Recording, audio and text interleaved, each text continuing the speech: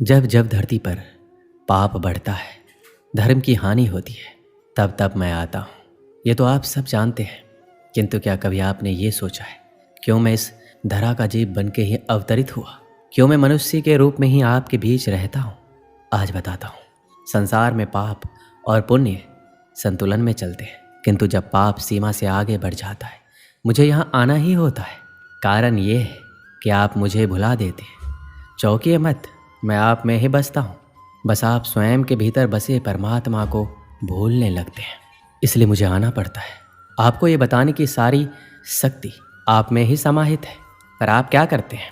मेरा सम्मान करते हैं, मुझे पूजते हैं, मुझसे शक्ति मांगने लगते हैं, भांति भांति की इच्छाएं मेरे सामने रखते हैं। मुझे आपकी श्रद्धा से कोई आपत्ति नहीं है, मुझे आपत्ति है उस भाव से जो आपको दुर्बल बनाता है। परमात्मा में श्रद्धा रखिए, किंतु स्वयं की आत्मा पर भी विश्वास रखिए, क्योंकि इस संसार में ऐसा कुछ भी नहीं है जो आप नहीं कर सकते। हर नर में नारायण बसते हैं, हर नारी में लक्ष्मी। तो पहचानिए अपने भीतर के नारायण को और बदल दीजिए समय के इस चक्र को। मुझे प्रसन्नता होगी, मेरे अवतार लेने का वास्तविक प्रयोजन आपको समझ आया तो शंका त्याग कर शंकर बन जाइए, अन्यथा कंकड़ के समान रहना होगा। एक बार सच्चे दिल से बोलिए राधे राधे। श्री कृष्ण कहते हैं, कभी आपने सोचा है इस संसार में हम सबसे अधिक किससे जुड़े हैं? अब कोई कहेगा माता पिता, कोई कहेगा मित्र, कोई कहेगा पत्नी, तो कोई कहेगा संतान।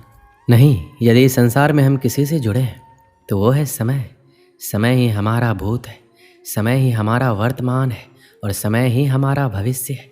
और हम क्या करते हैं? सबसे अधिक जुड़े समय को, सबसे बहुमूल्य संपत्ति को हम नष्ट कर देते हैं। कोई भविष्य के ऊंचे सपनों को बुनता है, कोई बीते कल को कोसता है, किंतु तनिक सोचिए, बीता कल आपके सोच विचार करने से बदलने नहीं वाला, और भविष्य के विषय में सोच विचार करके यदि आप अपना वर्तमान नष्ट कर देते तो आपका भविष्य भी बीते कल की ही भांति होगा।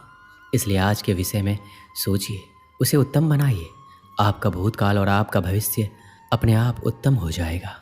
श्री कृष्ण कहते हैं, मनुष्य का स्वभाव है कमाना, संग्रह करना, फिर चाहे वो धन हो, नाते हो, संबंध हो या प्रसन्नता। परंतु क्या आपने कभी सोचा है नियति ने ये संग्रह करने की प्रकृति मनुष्य में क्यों डाली? एक बीज से पौधा पनपता है, उसके भोजन से फल संग्रहित होता है। क्यों? इसलिए ताकि वृक्ष उसे स्वयं खा सके? नहीं, बल्कि इसलिए ताकि वो भूखे जीवों में बांट सके। अब आप पूछेंगे इसमें वृक्ष का क्या लाभ? लाभ है, क्योंकि जो बांटता है वो मिटता नहीं। जो फल ये जीव खाते हैं वो उसके बीजों को वातावरण में बिखेर देते हैं, जिससे जन्म लेते हैं नए वृक्ष।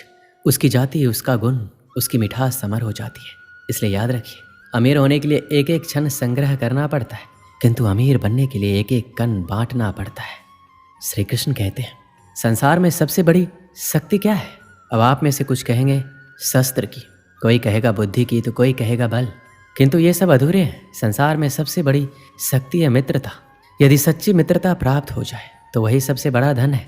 जब आप कठिनाइयों में होंगे तो मित्रता शस्त्र बनकर सहायता करेगी। मार्ग भटक जाओगे तो मित्रता शास्त्र बनकर आपका राह दिखाएगी। षड्यंत्र में फंस जाओगे तो बुद्धि बनकर बाहर निकालेगी। अकेले हो जाओगे तो ममता बनकर साथ निभाएगी।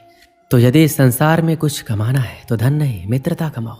स्मरण रखिएगा, यदि इस संसार में मित्रता बनाना आपकी सबसे बड़ी दुर्बलता है तो आप इस संसार के सबसे शक्तिशाली प्राणी हैं। श्री कृष्ण कहते हैं, जब से मनुष्य जाति का अस्तित्व बना है तभी से युद्ध भी अस्तित्व में आया। युद्ध जो कभी धन का द्वंद्व बन के सामने आता है तो कभी सुरक्षा का हथियार बनकर, कभी विजय की भूख के लिए तो कभी पराजय टालने के लिए।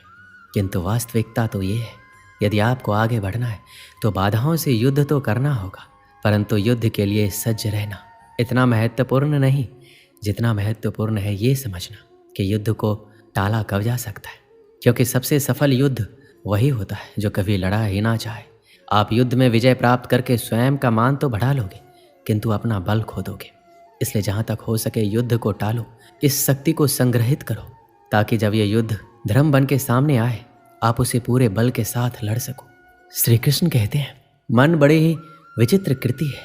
ये मन शरीर के किस अंग में बसता है कोई नहीं जानता, किंतु संपूर्ण शरीर इस मन की इच्छा साकार करने के लिए प्रयास करता रहता है। अब यदि मन कुछ खाने का करे तो व्यक्ति उसकी इच्छा साकार करने का माध्यम ढूंढता रहता है। अब यदि मन किसी को शत्रु समझ ले तो व्यक्ति उसे नष्ट करने का हर संभव प्रयास करता है।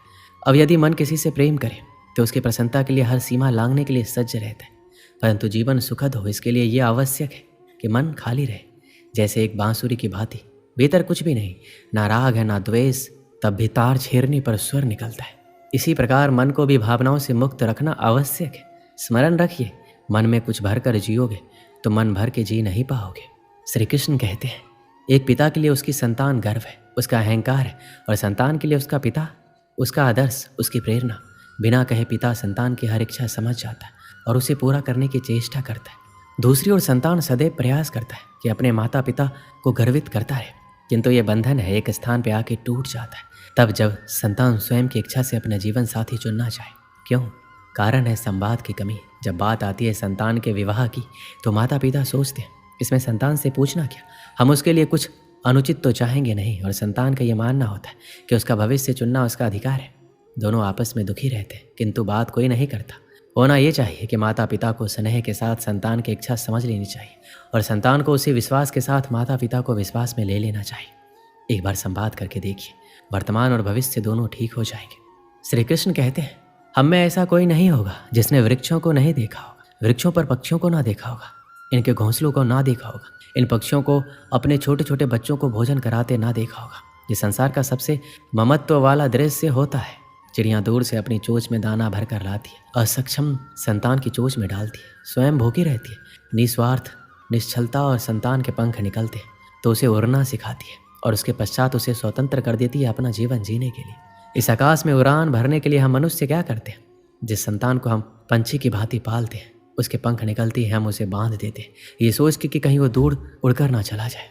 ऐसा नहीं है। इस स्थिति में माता पिता को संतान से प्रेम नहीं है, अवश्य है, किंतु इसमें प्रेम पर मोह भारी पड़ जाता है, जो स्वयं अपने और संतान के बीच में बाधा बन जाता है। हम ये भूल जाते हैं कि हम केवल जन्मदाता हैं, भाग्य विधाता नहीं।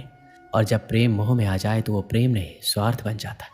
इसलिए प्रेम को पास रखिए और मोह को दूर, क्योंकि जिससे प्रेम करते हैं उसका विकास नहीं रोका करते। बरसात के दिन आने वाले थे। चिड़िया का एक जोड़ा घोंसला बनाने के लिए पेड़ तलाश कर रहा था। उड़ते उड़ते वह जोड़ा एक नदी के किनारे पहुंचा। वहाँ कई पेड़ लगे हुए थे, उन्हें वह जगह अपने लिए उपयुक्त लगी। एक पेड़ के पास जाकर वो विनती करने लगे, बरसात के पहले हमें अपना घोंसला बनाना है, कृपया करके हमारी मदद करें, अपनी एक टहनी पर हमें घोंसला बनाने की अनुमति दे दें। पेड़ ने उन्हें इनकार कर दिया। पेड़ के इनकार से चिड़िया के जोड़े को बहुत बुरा लगा। जाते जाते वो बोले, इतना अहंकार अच्छा नहीं है, एक दिन तुम भी टूटोगे और तुम्हारा अहंकार भी। पेड़ कुछ कह पाता उससे पहले वो उड़ गए। उड़ते उड़ते वो नदी के पास स्थित जंगल में पहुंचे। वहाँ एक पेड़ से घोंसला बनाने की अनुमति मांगी। पेड़ सहर्ष तैयार हो गया। चिड़िया का जोड़ा उस पेड़ पर घोंसला बनाकर खुशी खुशी रहने लगा। बरसात का मौसम आ गया, लेकिन अब वो दोनों अपने घोंसले में सुरक्षित थे। एक दिन आंधी तूफान के साथ घनघोर बरसात हुई और वह पेड़ टूट कर गिर गया, जिसने चिड़िया के जोड़े को अपनी शाखाओं पर घोंसला बनाने की अनुमति नहीं दी थी। तूफान थमा और बरसात बंद हुई तो चिड़िया का जोड़ा नदी के पास पहुंचा। वहाँ उन्होंने उस पेड़ को नदी की तेज धार में बहते देखा। वो दोनों बहुत खुश हुए और पेड़ से बोले, हमने कहा था ना कि एक दिन तुम भी टूटोगे और तुम्हारा अहंकार भी। आज वो दिन आ गया, ये तुम्हारे कर्मों का फल है। पेड़ ने कहा, तुमने मुझे गलत समझा था, मैं पहले से जानता था मैं टूट जाऊंगा। मेरी जड़ें मिट्टी का साथ छोड़ रही थी, शाखाएं कमज़ोर हो गई थी, इसलिए मैंने उस दिन तुम्हें इनकार कर दिया था। तुम मेरी शाखा पर घोंसला बनाते तो आज जीवित ना रहते, लेकिन तुम्हें मेरा इनकार बुरा लगा, उसके लिए क्षमा। पेड़ की बात सुनकर चिड़िया के जोड़े को अपनी सोच पर बहुत दुख हुआ। इस कहानी से हमें क्या सीख मिलती है? कई बार जीवन में हमें इनकार का सामना करना पड़ता है। जाहिर है इनकार सुनना किसी को पसंद नहीं। इनकार से हमारी भावनाएं आहत हो जाती और उस समय हम सिर्फ अपनी भावनाओं के बारे में सोचते हैं। हम खुले मन से ये विचार नहीं करते कि इनकार करने वाले की कोई मजबूरी रही होगी या उसने हमारे भले के लिए इनकार किया होगा। हम उसे भला बुरा कहते हैं, दूसरों के सामने उसकी बुराई करते हैं। क्या एक ना भी हम सकारात्मक तरीके से नहीं ले सकते? अब से जब भी कोई ना कहे तो उसे दिल से ना लगाए, उसका बुरा ना माने। हो सकता है किसी की एक ना आपको बड़ी मुसीबत से बचा रही हो। दोस्तों, इस वीडियो में बस इतना। मिलते हैं अगली वीडियो में। अपना ख्याल रखिएगा। जय श्री कृष्ण।